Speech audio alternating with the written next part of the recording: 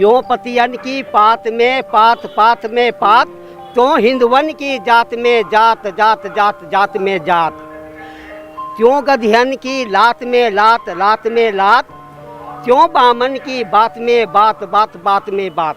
मुझे हिंदू धर्म में ना हीनता उत्पन्न होती थी, क्योंकि लोग ना समान दृष्टि से नहीं देखते थे। मेरे से पट्टी बाजार लगाता हूँ, चमार चमार करते रहे थे। हमको खोर पर बैठाते थे, वो सारे पंकज में बैठते। बाबा साहब ने एक ही बात बोली थी, इस धर्म में पैदा जरूर हुआ हूँ, मरूंगा नहीं। दोस्तों, खबर पर नजर में आपका फिर एक बार स्वागत है। आज हम जनसंख्या और धर्मांतरण की चर्चा करेंगे।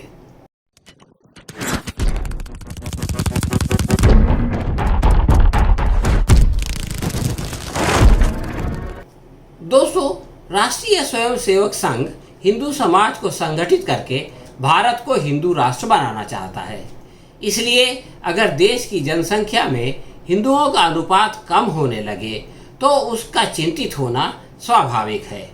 पिछले साल की तरह इस बार भी दशहरा के अवसर पर सर संचालक ने इस विषय पर अपनी चिंता व्यक्त की। इस समस्या के समाधान की खातिर मोहन भागवत जी जनसंख्या नियंत्रण को सख्ती से सभी समाजों पर लागू करने का सुझाव देते हैं। वो बेचारे नहीं जानते कि 2019-2021 के लिए राष्ट्रीय परिवार आयोग सर्वे के अनुसार भारत में जन्म की दर 2015-2016 में जो 2.2 थी, अब घटकर 2019-2021 में 2 पर आ गई है। राष्ट्रीय स्वयंसेवक संघ के कार्यवाहक दत्तात्रेय होसाबले भी परेशान हैं।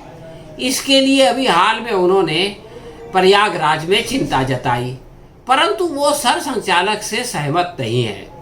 होसाबले के अनुसार जनसंख्या पर नियंत्रण करने के लिए लागू की जाने वाली मौजूदा पॉलिसियां देश में नौजवानों की संख्या को कम कर सकती हैं।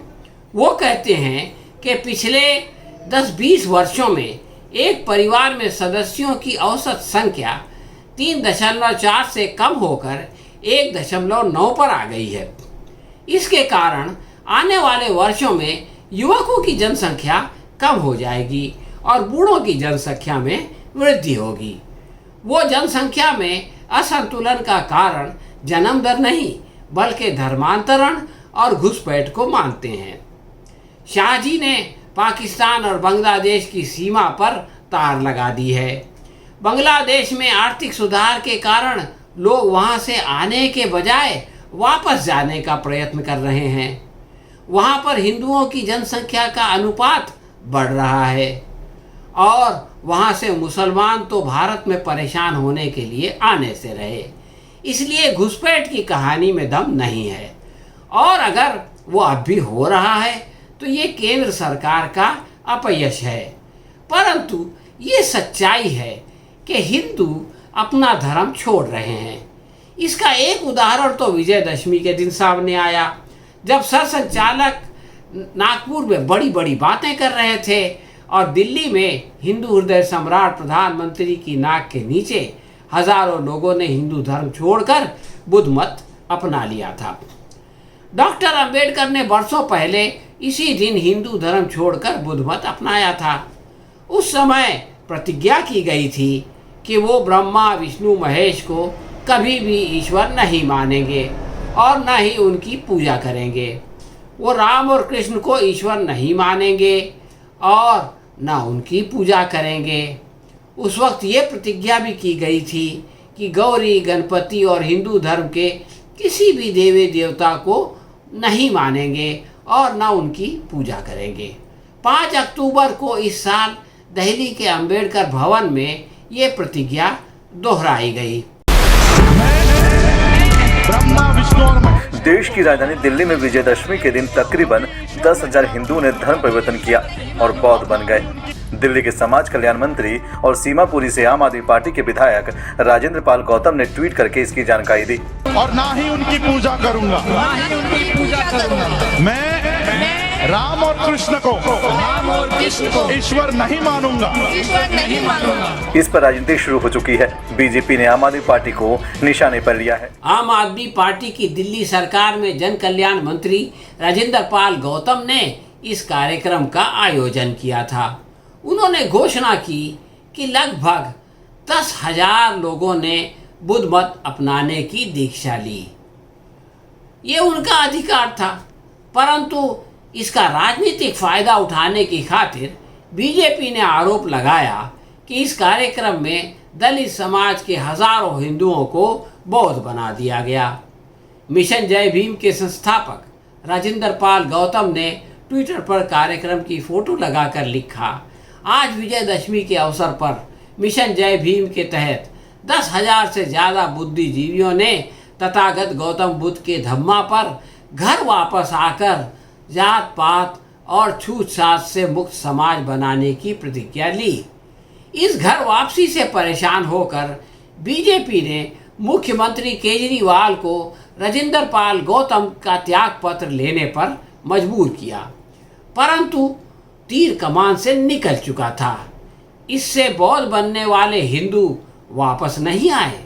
दत्तात्रेय होसाबले में अगर दम है तो वो उनको वापस लाकर धार्मिक संतुलन ठीक करें, वरना टट्टर करना बंद कर दें।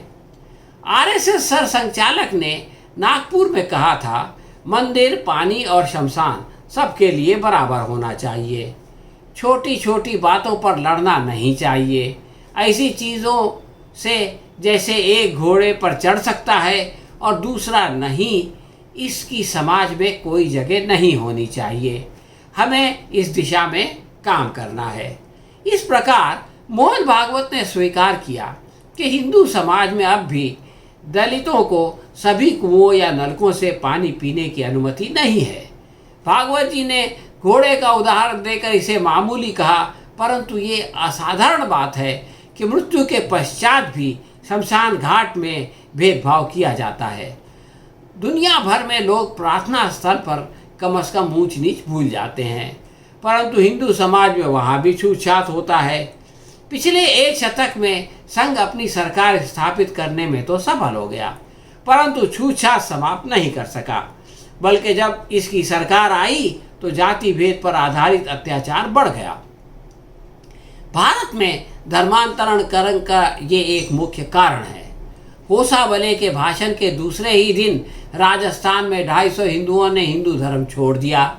ये क्यों हुआ, आप इस वीडियो में देखिए। हिंदू धर्म से दुखी होकर मैं बौद्ध धर्म में पहुंच गया और यही अपनाऊंगा। इसमें समानता का अधिकार होता है। ये एक व्यक्ति नहीं बल्कि 250 दलित लोगों का कहना है। 12 के भुलोन गांव में स्वर्ण समाज के लोगों ने दलित समुदाय के 2 युवकों के साथ पिटाई कर दी, जिससे वो इतने आहत हुए कि हिंदू धर्म छोड़कर बौद्ध धर्म अपना लिया। यही नहीं, अपने घरों से देवी देवताओं की मूर्तियों को नदी में विसर्जित कर दिया। आरती करने के लिए गया तो मैं वहाँ से जाति पाति का भेदभाव उत्पन्न किया। उत्पन्न करने के बाद मेरे को दशहरा के दिन शाम को रात की 9 बजे के साथ धोखाधड़ी के साथ सरपंच लोगों ने मिलकर और उनके साथियों लालचंद और राहुल शर्मा ने लपक के जानलेवा हमला किया हम पे। दलित समाज ने चेतावनी दी है कि अगर मुख्य आरोपी को जल्द ही गिरफ्तार नहीं किया गया तो छबड़ा एसडीएम ऑफिस पर प्रदर्शन किया जाएगा। एक्ट की में मुकदमा दर्ज करके तफ्तीश डिप्टी एसपी छबड़ा द्वारा की जा रही है। नामजद की गिरफ्तारी कर ली गई है। फिलहाल पुलिस मामले की जांच कर रही है। Bureau report, Dainik Bhaskar.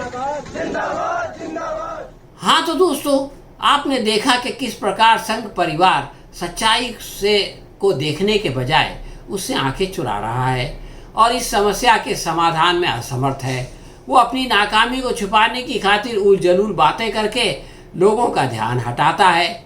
आश्चर्य की बात यह है कि भोले भाले लोग उसके झांसे में आ जाते हैं। जिस दिन लोग होश में आएंगे उसको सबक सिखाएंगे। वो दिन कब आएगा कोई नहीं जानता।